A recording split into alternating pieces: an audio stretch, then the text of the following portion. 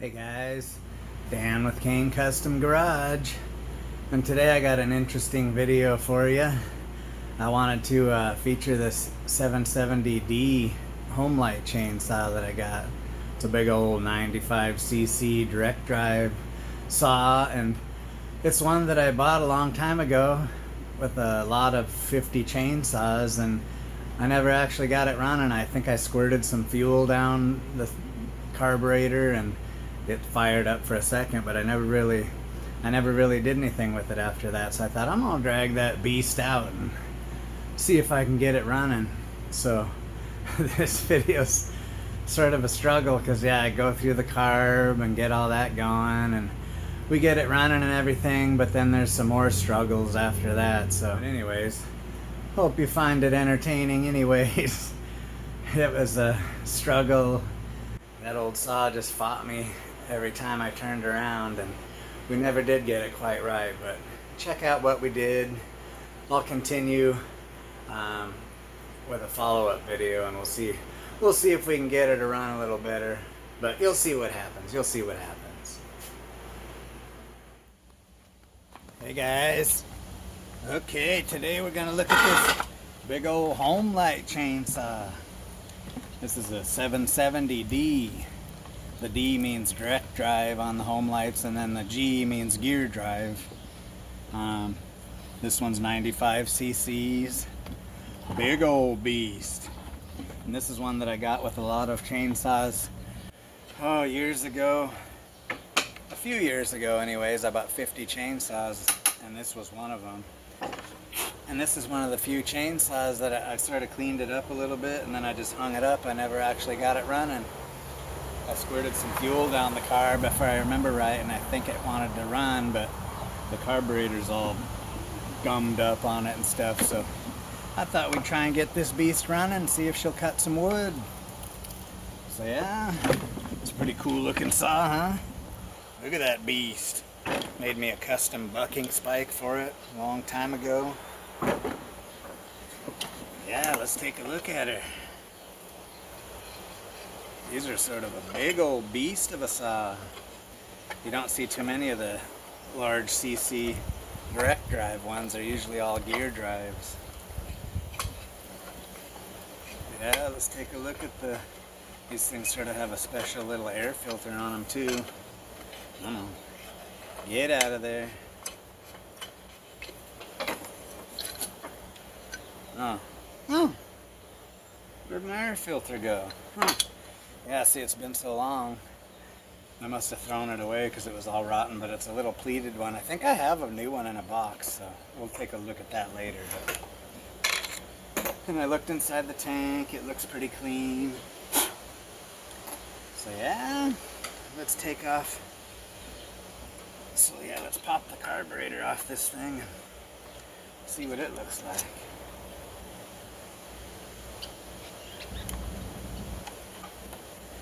Yeah, these Homelites, they got this little adapter manifold thing that you got to take off. In fact, yeah, let's take that, because yeah, we have to take that off anyways. So, and then we got to take this cover off. So let's do that. Come on, baby. We'll get this cover off, and then we'll squirt some fuel in it and see if it'll run. I'm pretty sure it tried to run when I squirted fuel in it before. And that screw's tight. Oh, there she goes. Nice. Yeah, and usually they're missing a lot of the covers, but this one's pretty complete.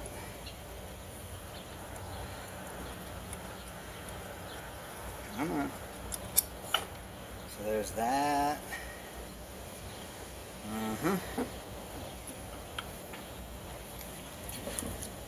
then,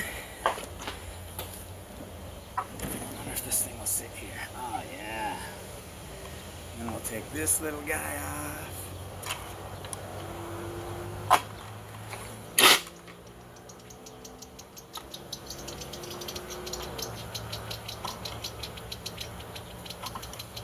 It's finally cooling off out. it's only like 95 degrees instead of 120.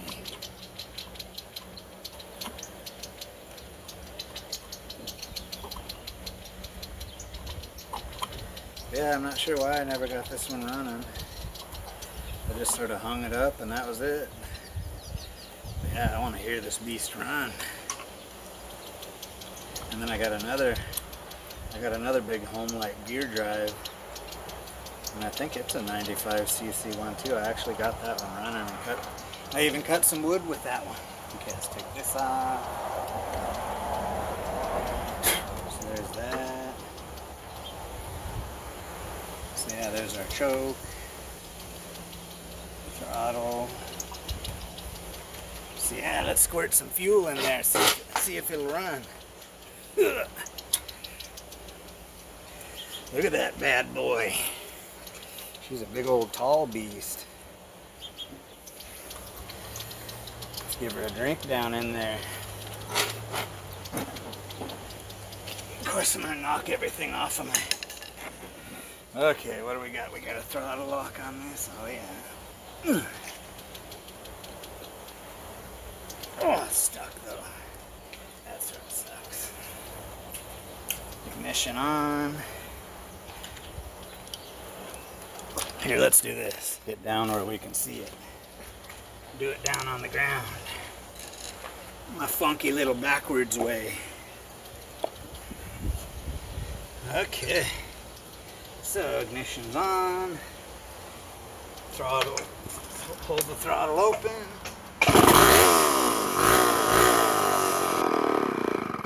Oh yeah. Definitely gonna run.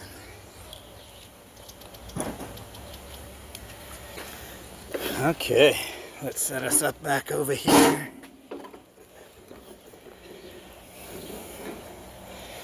So yeah, we'll just pop the carb off of this thing and we should be good to go. Thing's loud.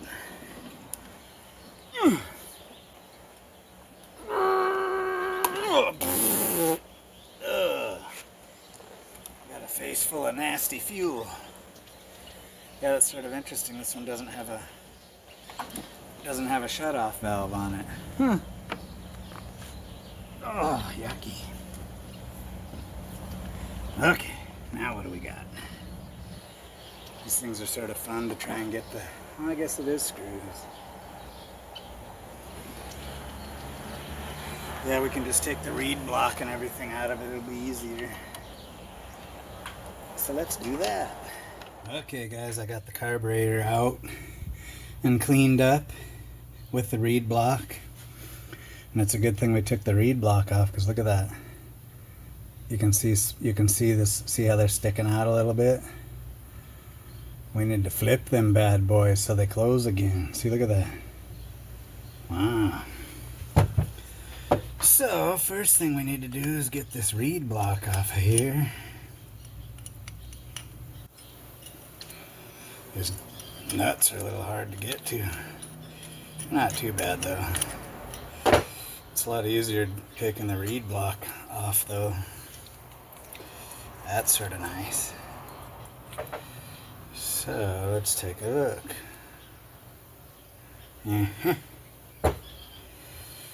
So let's work.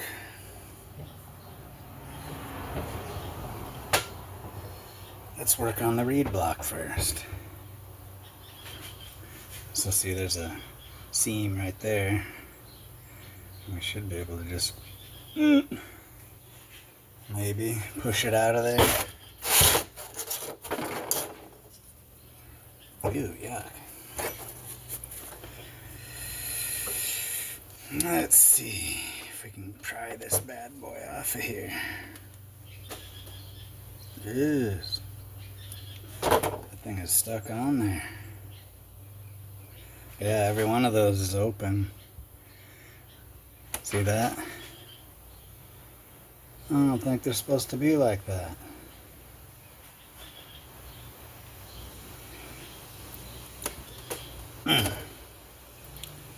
Yeah, that thing is like in there.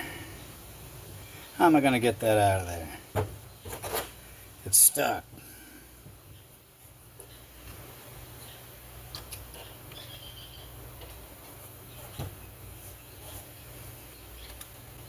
Ooh, I'm just gonna end up cutting myself, aren't I? Okay, let me fool around with it for a little bit. Okay, I finally got it cracked loose. I just had to sort of pry my knife in there. So now see, it says top here. So remember that. In fact, I'm gonna make a little scratch mark here where the top is, so I don't screw that up.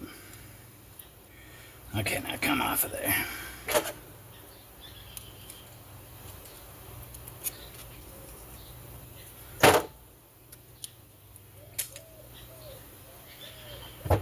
Okay, there's our reed block. So we'll just take and flip all of those. Let's take one. Let's see how easy these come apart.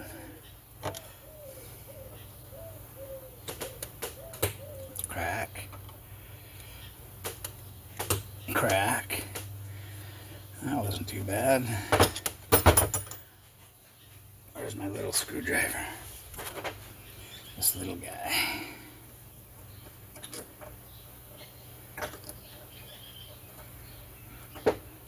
It's weird, you wouldn't think that those would bend after a while, but I guess they lose their tension a little bit.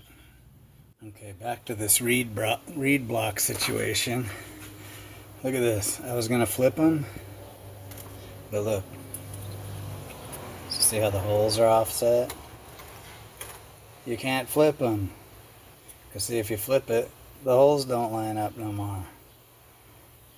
And so I thought, okay, I'll just switch them to the other side. But no, you can't do that.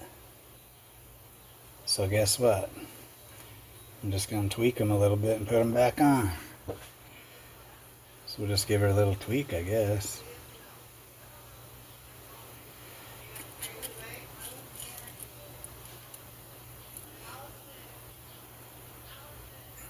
So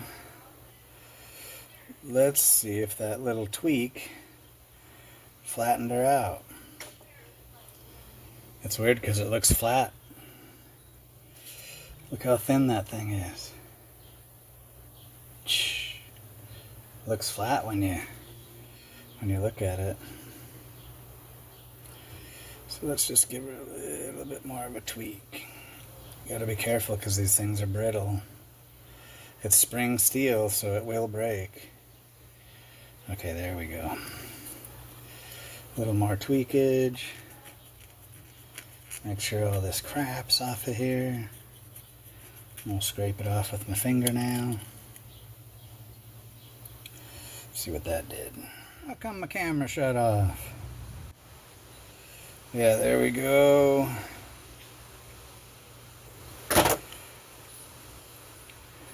There, now it's shut. See?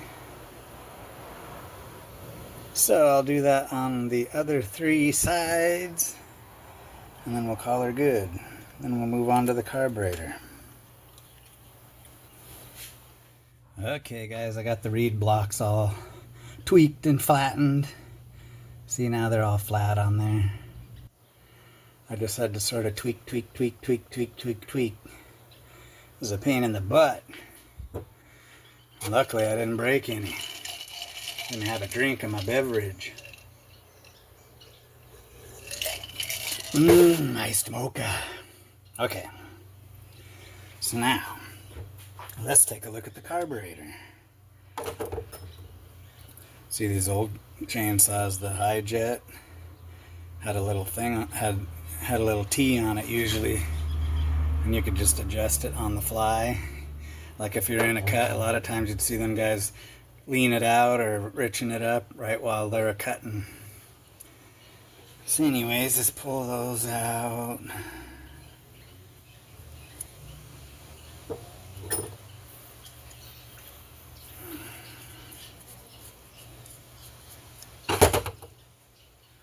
Pull that one out. Okay, let's pop this back side off here. Ooh, loose. Actually, let's take this center one out first. Let's see how nasty it looks in there. Ew. It's got the nasty varnish in there. Mmm. Smells delicious. And then these things have a screen right here, see? See the screen? Yeah, she got some nastiness in there. We'll spray that out. Okay, let's take these screws out.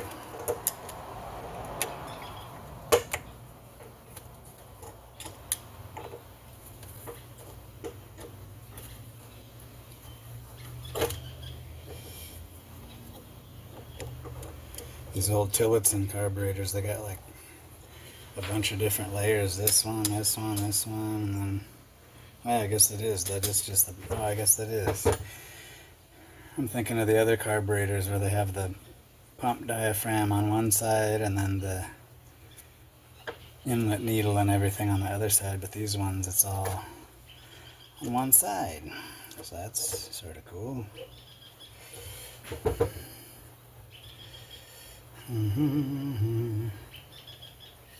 Get the screws out. Come on. Okay, now I can continue recording. Apparently, I've used up all the internal storage space on my camera. So, ooh, look at that nastiness. Gross. Let's see if this will come off in one piece. Ooh.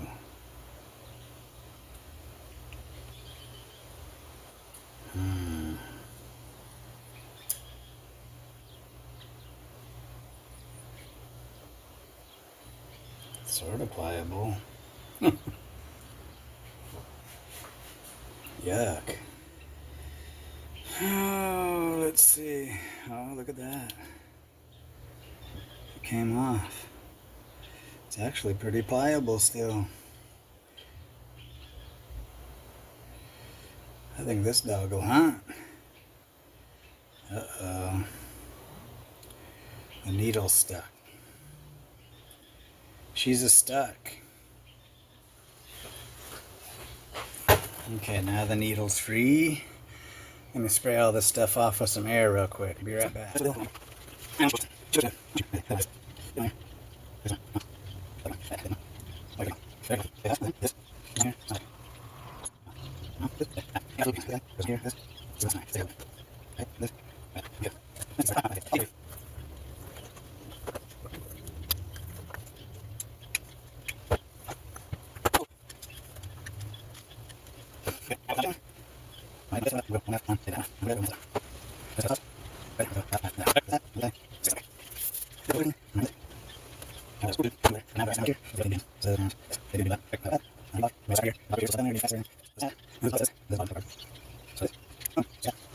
Okay guys, I got her fueled up. Got the carburetor back on, see? Put a new fuel line on it. So, let's see if this beast will fire up. Hold on.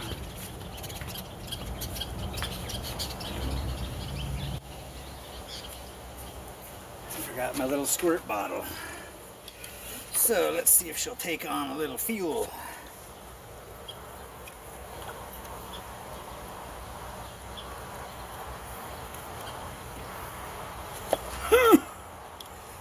This ain't gonna be loud.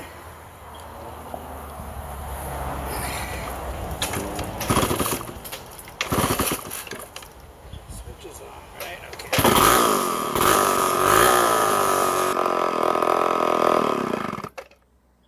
Oh, I saw fuel going in. I saw it suck some fuel into the line. That's the nice thing about that Tygon is you can see the fuel going in it. Alright. Suck a little fuel, baby.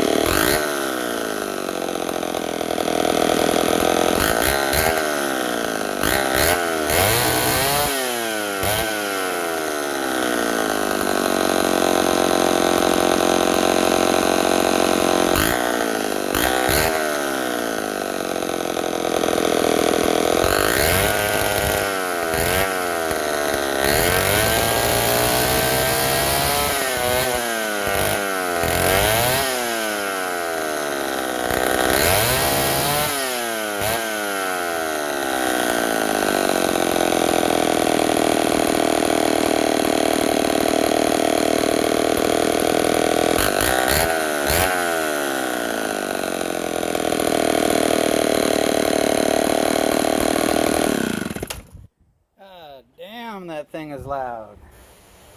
Now my ears are ringing. I always forget my earmuffs. Okay, well, she needs the chain tightened up a little bit. We'll put all the covers back on. Just see the sparks coming out of the exhaust pipe. That's why they put spark arresters on them. Okay, guys. I got the little intake thing back on, but I couldn't find the air cleaner for it. I think I must have thrown it away or something. But I found one of Christina's foam sponges for doing like tile work and stuff. Don't tell her I'm gonna use it. I'm gonna cut a chunk of this off. Watch this. This is gonna be my air filter. This thing's too nice to run garbage through. Let's do a little something like this. There we go. Perfect. That just goes right above the intake thing. Probably not the best situation for it, but I'm just going to make a couple cuts with it just to see what it does. So I'll tighten that up. I know some people riding their little motorbike on the irrigation ditch. Then we're going to touch the chain up a little bit on this bad boy.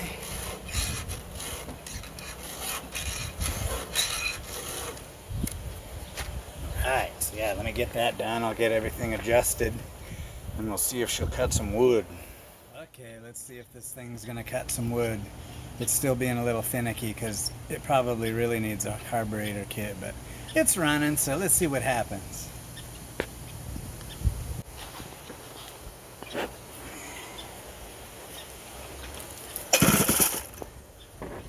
Come on, baby.